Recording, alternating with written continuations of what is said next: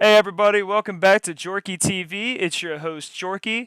Today's video, we'll be going over why Marvel can't seem to get Sam Wilson off the ground and why I believe Rhodes is a great character study to see how they can fix this potential problem. So recently, Captain America Brave New World hit Disney Plus, and as someone who skipped it in theater because of absolutely zero interest in this movie, I decided to put it on in the background and see if it was worth all the not hype the movie has gandered. And yeah, this thing is just not great. And if you've been keeping up, it doesn't seem like I'm too alone in this opinion. I mean, if you look at the score. However, that doesn't mean that if I didn't like it and an audience didn't like it, that means you have to dislike it. There are some redeeming qualities for the movie that I'm not going to go over right now because this isn't about the movie itself. This is more so to lock in on Sam Wilson as a character or the lack thereof. You've got to do better, Senator. You've got to step up.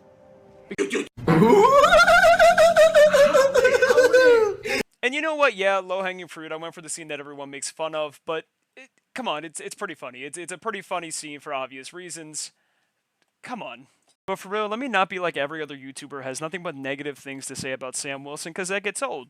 Truth be told, there are positives. Those positives are mostly seen early on in the MCU, specifically in Captain America the Winter Soldier.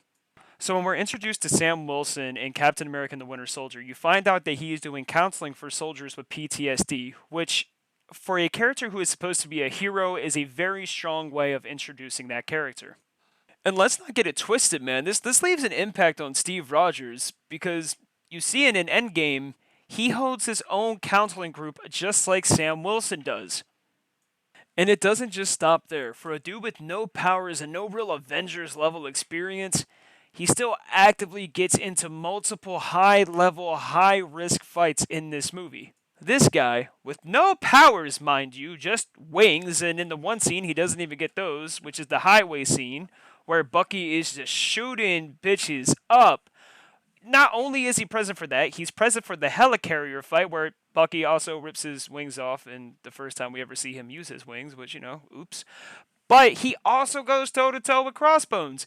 Now, he loses the Crossbones, but what matters is he gets a few good hits in. And, if you know me well enough, sometimes that's all that matters. I'm not expecting him to win the shit, but he's there. He's trying. He's got heart.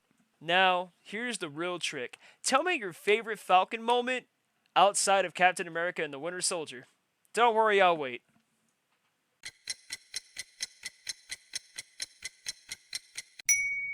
Honestly, that was already giving you guys too much time, but let me just answer it for you. You don't have one. You don't. And if you tell me you do, you're lying to me, and lying is bad, and you should feel bad for lying to me.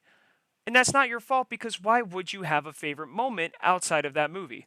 Because after that movie, after all that heart, after doing all that setup, he is nothing but Captain America's sidekick. He doesn't do anything else. There's really nothing he gets to do as an individual. There is no individual thought process. All he gets to be is a... Are you sure you know? Take it! And that sucks, because admittedly, when we're introduced to him, there's a lot going on, only for him to basically end up being nothing more than Captain America's self-proclaimed wingman. That's it. But that's all he gets to offer in these future projects. Do you know who else is a character's wingman, but that's not all he allows himself to be in the movies? My mom! Get out! Rhodey appears in Iron Man 1, and he... Whoa, not that one. Wrong one. All jokes aside, James Rhodes has been an absolute stellar character since he appears in Iron Man 1, all the way until we get to Secret Invasion.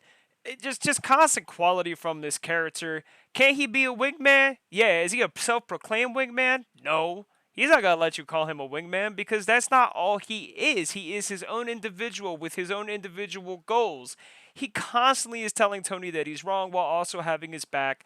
Like, if half of you socialize and have friends, a real friend would do. It's to a point where he's not only going to tell Tony that he's wrong, he's going to beat his ass, tell him he stinks, he needs to go home, he's drunk, and he's not only just going to call him an Uber, he's going to beat him into the car.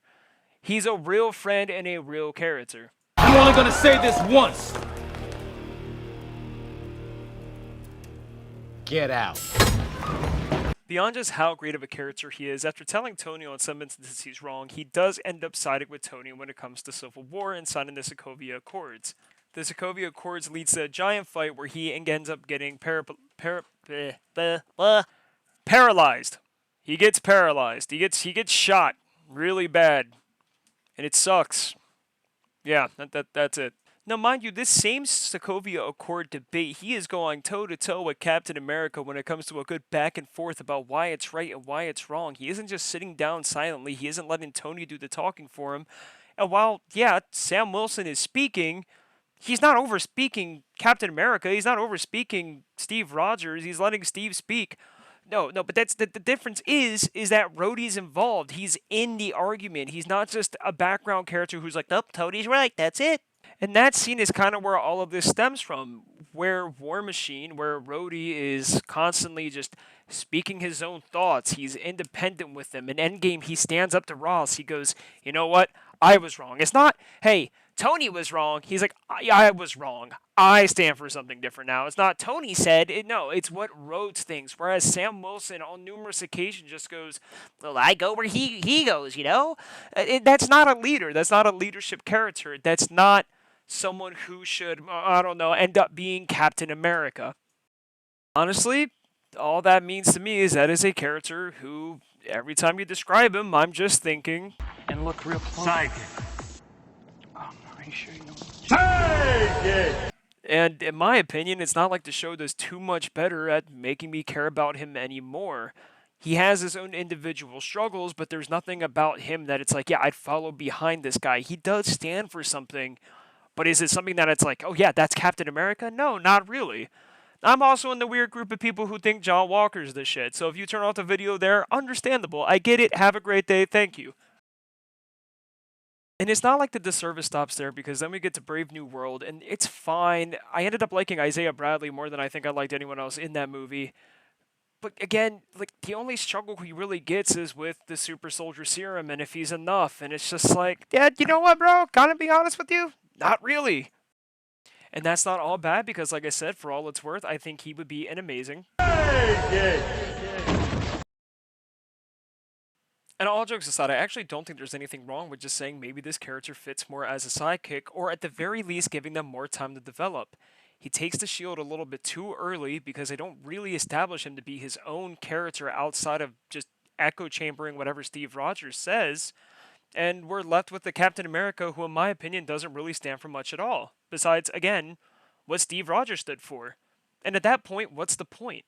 I think the biggest takeaway here is that, like, I'm not even saying make Rhodes Iron Man. No one wants to say that. And that's kind of speaking volumes when it's just like, no, War Machine could be a leadership character. He could take the front and center role. And it wouldn't take him being Iron Man to do it. It wouldn't take him having to become Iron Man for people to believe in him as a leader or as a front center character. But it would take Sam Wilson becoming Captain America for people to give a shit. And that's part of the problem. In my personal opinion, the mantle doesn't make the hero makes the mantle. And you can keep trying to push the mantle as hard as you can, but if no one cares about the hero or the character wearing it, then it doesn't matter. And that's what we're finding out with Sam Wilson, Captain America. The entire point of this video being that both of these characters had similar starts, with starting as the sidekick to two of the biggest heroes in the Marvel Cinematic Universe. However, I believe only one of them has had development that's substantial enough to become a main character. Disney can try to force Sam Wilson all they want to. Until they give people a reason to care, they're not going to care. And until you can think of a story that's going to be strong enough for people to care, maybe it's just time to admit the character is nothing more than a... And once again, guys, thank you for tuning in. Hope you had a good time with the video. Hope, give it some thought. I don't think Sam Wilson is necessarily a bad character. I think they're just pushing the character in ways that people aren't ever going to necessarily like as much as Disney is hoping. So, thank you for tuning in, and stay tuned for more Jorkey TV.